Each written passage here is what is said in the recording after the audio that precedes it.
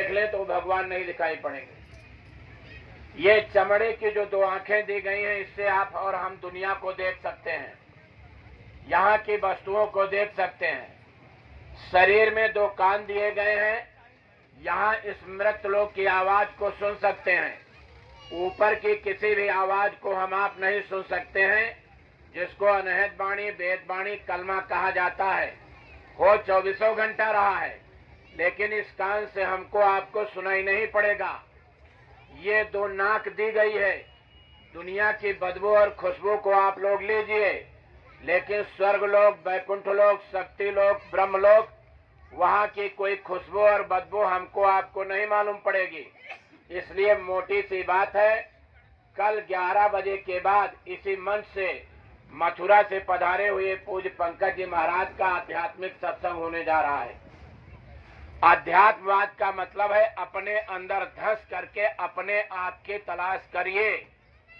इसका भेद और रास्ता पूज्य महाराज जी आपको कल देंगे। जो रास्ता और भेद बताएंगे, किसी डॉक्टर के इंजेक्शन लगाने से वो रास्ता भेद नहीं मिलने वाला, ना कोई गोली और कैप्सूल है दुनिया में बना हुआ है। जो रास्ता आपको कल बताया जाएगा, किसी रामायण और गीता और भागवत को पढ़ करके हम उस रास्ते को नहीं प्राप्त कर सकते हैं। ये किसी स्कूल और कॉलेज और यूनिवर्सिटी में ये भेद और रास्ता नहीं बताया जाता। चाहे आप जितने बड़े विद्वान हो, आचार्य हैं, धर्माचार्य हैं, आप पंडित और पुरोहित हो, लेकिन ये रास्ता आपको नहीं मालूम पड़ेगा, ना कोई बताएगा। ये संत आकर के इस धरती पर संत मही विचरत के हेतु और जड़ जीवन को करत सचेतु, हमको आपको सचेत और सजग करने के लिए आए हैं। संत का मतलब है जो अंत तक का साथ दे। ये हमको आपको, हमारे आपके यहाँ जो बच्चे पैदा होते हैं, किसी भी औरत के जब बच्चा पैदा होता है, जैसे जमीन पर आता है पहले सांस लेता और छोड़ता है, उसी दिन से उसकी उम्र और आयु कम होनी शुरू हो जाती है।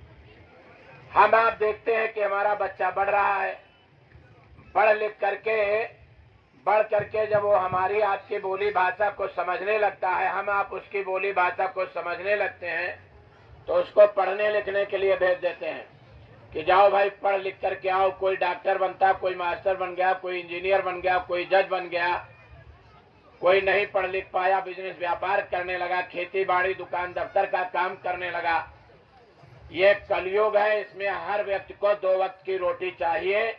कोई भी कर्म हमको आपको करना पड़े, हमको आपको उस तरीके की रोटी कमा करके खानी पड़ेगी जिससे हमारा आपका जीव को उपार्जन चले। बच्चा बड़ा हो गया, पढ़ लिख करके आया, समाज का एक नियम और बंधन है, और वो ये है कि हम आप बेटा बेटी की शादी कर देते हैं। बेटा बेटी की जब शादी हो गई, बाल बच्चे पैदा हो गए, मैं और मोर तोड़ तय माया, यही बस कीने जीव निकाया। हम आप इसी में उलझ और फंस गए। इसके आगे के हमने आपने कभी सोचा ही नहीं कि माँ के गर्भ में हमने वादा किया था कि बाहर निकल करके जाएंगे तो भगवान का भजन करेंगे, क्योंकि माँ के गर्भ में 5 महीने के लगभग शब्द की डोरी को पकड़ा करके जीवात्मा माँ के गर्भ में ठहरे हुए बच्चे के अंदर उतार दी जाती है। समय सीमा पूरी हो गई, कर्मों के वेग से जमीन पर बच्चा आता है, लेकिन जब तक माँ के गर्भ में रहता है, हाथ पैर चलाता है, बाहर निकलने की कोशिश करता है, अंदर भगवान से इबादत करता है, प्रार्थना करता है, वहाँ ये कहता है वादा करके कि हमको जल्दी से बाहर निकालो, हम चल करके बाहर भगवान का भजन करेंगे, लौट करके किसी माँ के गर्भ में नहीं आएंगे। क्योंकि टट्टी पेशाब की पुतली 24 घंटा तपने वाली जठराग्नि, और वहीं पर उल्टा मुंह किए हुए बच्चा पड़ा रहता है। जब वहां समय सीमा पूरी हो गई, कर्मों के वेग से जमीन पर आ गया, न हिंदू बन के पैदा हुआ, न मुसलमान बन के पैदा हुआ, न सिख बन के पैदा हुआ, न ईसाई बन के पैदा हुआ। रोने की केवल एक ही भाषा, अब छिन छिन घटत शरीर जतन कोई बन नहीं आवत। दुनिया का साम्राज्य हमने आपने स्थापित कर लिया, दिमाग में यह रहा नहीं कि संसार को छोड़ करके जाना है। जबकि हमारे माँ बाप चले गए, दादा दादी चले गए, गांव के न मालूम कितने लोग चले गए और जा रहे हैं। हमने कभी सोचा ही नहीं संसार को छोड़ करके जाना है। और जो चले गए उनके लिए चिट्ठी पत्री में लिख दिया कि हमारे पिताजी स्वर्गवासी हो गए हैं, अब स्वर्ग में है या नरक में है। जितने लोग बैठे हो सबके पास मोबाइल है, बहुत लोगों के पास SMS आता है, व्हाट्सएप आता है, बहुत के लोगों के पास मोबाइल पर फोन आता है कि भाई हम यहाँ हैं, बस लेट हो रही है, जाम लगा हुआ है। लेकिन कोई यहाँ बैठा ये नहीं बता सकता कि हमारे माँ बाप का स्वर्ग से फोन आया कि हम स्वर्ग में बैठे हैं, मकान बना करके तुम भी पीछे से आना, तो यहाँ कब्जा करके मकान तुम भी बना लेना। किसी का फोन आया आज तक? नहीं। क्यों भाई, किसी का फोन आया? नहीं। माँ बाप कहाँ चले गए कुछ पता चला? नहीं। एक दिन हमारी आपकी विश्वास की पूंजी पूरी होगी और हम आप भी यहाँ से चले जाएंगे। मान लो स्वर्ग बैकुंठ मिल भी गया तो महापुरुषों ने लिखा है ये तन कर फल बिसैन भाई, और स्वर्गो अंत काल दुखदाई, लौट करके इस मृतलोक में आना पड़ेगा। पूरी क्षण मृतलोके जन्मत मरत दुसह दुख हुई, बार बार के जन्म मरण की पीड़ा हम आप झेल रहे हैं। शरीर से जीवात्मा निकल गई, जीवात्मा के लिए कोई नहीं रोता है। ये शरीर हो गया मुर्दा और मुर्दा जमीन पर पड़ा हुआ है, तब हम आप लोग रोते और चीखते और चिल्लाते हैं। श्वास की पूंजी पूरी हो गई, आप करोड़पति हैं, अरबपति हैं, आप डॉक्टर वैद्य हकीम हैं, आप जिला के कलेक्टर हैं, उससे कोई लेना देना नहीं। आप कहीं भी बैठे हैं, खड़े हैं, लेटे हैं, मौत की शहजादी आएगी, वारंट दिखाएगी, चलो समय पूरा हो गया, इसमें से निकलो। निकलने की कला मालूम है किसी को? क्यों नहीं मालूम है भाई? अरे स्कूल में पढ़े, तमाम देवी देवताओं की पूजा किए, भगवान की पूजा किए, आज तक अगर ये कला नहीं मालूम है तो कल समय निकाल करके इस सत्संग में आइए।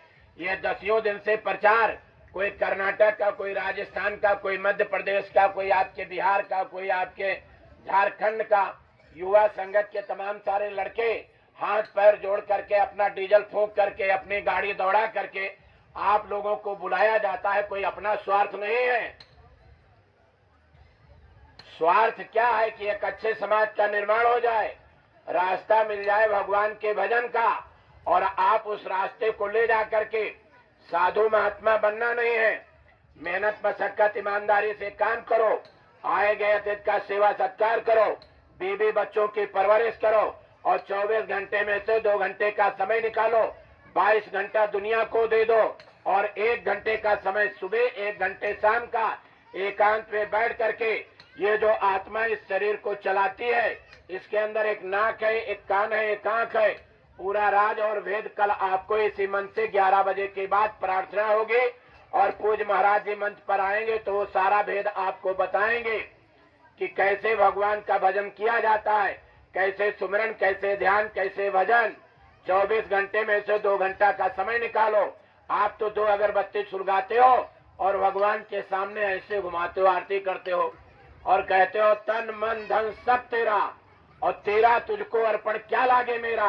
भगवान निकल करके खड़े हो जाए, कह दे लाओ पूरा मत दो, आधा दे दो, तो कितने लोग दोगे भाई? हाथ उठाओ जरा, कोई दोगे? नहीं। सब गर्दन हिला रहे हो 10 किलो की, कोई दोगे? कोई क्यों नहीं देगा। दोगे? तो देवी के सामने झूठ, देवता के सामने झूठ, भगवान के सामने झूठ, किरण के सामने झूठ, राम के सामने झूठ, झूठे लेना, झूठे देना, झूठे भोजन, झूठ चबेना। ये भेद कल पूज्य महाराज जी यहाँ से बताएंगे। सच्चाई और हकीकत प्राप्त करने के लिए, जीते जी परमात्मा को प्राप्त करने के लिए ये मानव तन मिला है। इसी में मीराबाई बैठी हैं, सहजोबाई, दयाबाई, कबीर साहब, नानक जी, पलटू साहब, लेकिन मेहनत करनी पड़ेगी। मीराबाई को जब मिला तो उन्होंने मिला मैं मिली जाए पाए पिया अपना तब मेरे पीर बुझानी, दुनिया को संदेश दे दिया। और कबीर साहब को जो भगवान मिला तो उन्होंने दुनिया को संदेश दे दिया, या घट भीतर मंदिर मस्जिद, यही में गुरु हमारा, और या घट भीतर 7 समंदर, कोई मीठा कोई खारा, और या घट भीतर राम में देखा जब तीसर नैन उघारा। इस तीसरी आंख के अंदर ये जीवात्मा जो बैठी है, इसमें एक आंख है, एक नाक है, एक कान है। खुलने का रास्ता और भेद पूज्य महाराज जी आपको बताएंगे। सरसों के अंदर तेल है, होता है कि नहीं होता है?